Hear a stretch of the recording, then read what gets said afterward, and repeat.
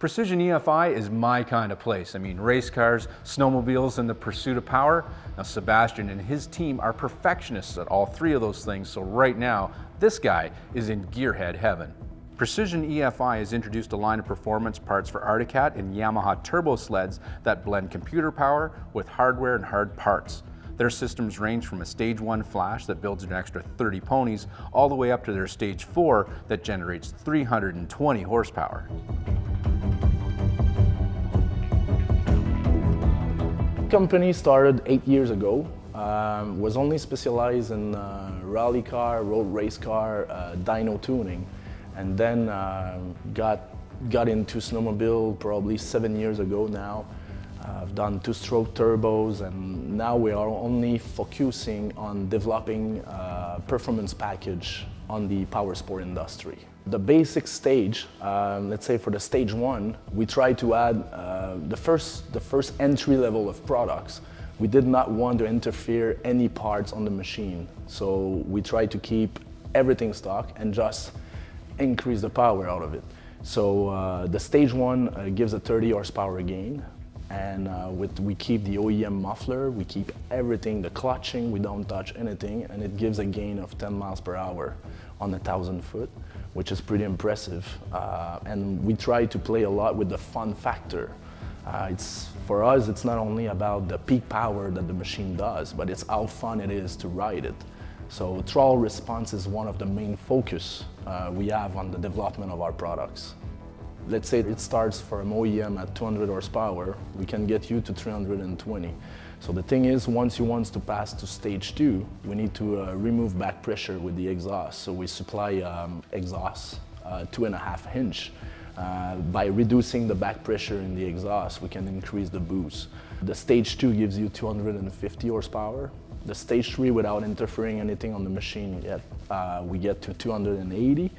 And the fact that we're going that high on power, on pump gas, we release a multi-map function that you can adjust the power setting in the dash. So let's say you have the NOx system activated because you have bad gas in whatever place you go to ride, then you can just revert it back to Stage 2. For the packaging on the Stage 4, the main concern we had, and even we have a Stage 5 coming soon, which will make 450 horsepower. Personally, I don't want to drill any holes in my machine. I don't want to remove or cut anything. So everything is designed so it fits like OEM. You don't have to grind or remove parts. Everything fits like it was done from factory like that. The only thing you need to change on the Stage 5, the Stage 5 needs bigger intercooler piping, so you just have to oversize a little bit the two holes in the front, and that's it. You don't touch anything else on the machine, and we take a lot of time to make sure that the design is right, because just a part like a header that is touching the frame will give false knock, false vibration in the engine, so you don't want to have to run into this. So it's very important that the clearance is clear everywhere. So that's how we design everything. So we've been able to do a lot of cool stuff in the factory ECU itself. The launch control was definitely one of the more interesting challenges. I had to really understand how the ignition system works on the machines, how the fueling system works on the machines, and to deliver a launch control system that really maximizes the performance and really we've added a traction control system to the launch system, essentially, where you can, in the dash itself, you can go modify depending on the conditions of the day, and it'll have substantial effect on what the machine will do out of the hole.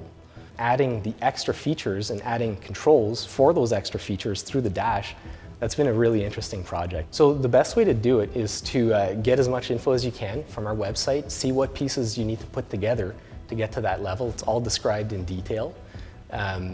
Basically for Stage 1, 2, and 3, it's basically a reflash, and for Stage 2 and 3, you're adding on an exhaust.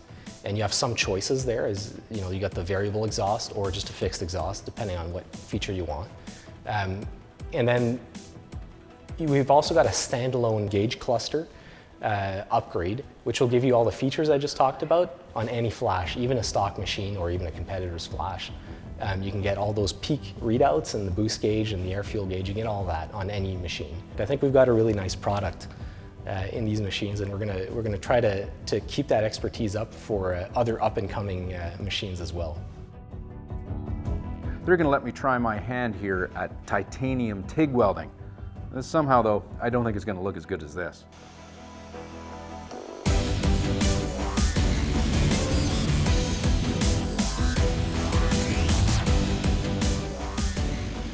That's good, that's good. Actually, for a first time, it's very good. Still though, this looks a little bit better than mine yet. But there's a lot of hours of practice. I was gonna say, yeah, you've got some time to do that. Yeah. Beautiful work. Thank you very much, man. Before we were allowed to leave Precision, Sebastian insisted I try the shop sled with stage 4 kit and launch control. Activated through the high beam button, the sled belches flame while it builds boost when you hold the throttle wide open. Then when you let go of the button, that's when the real fun begins.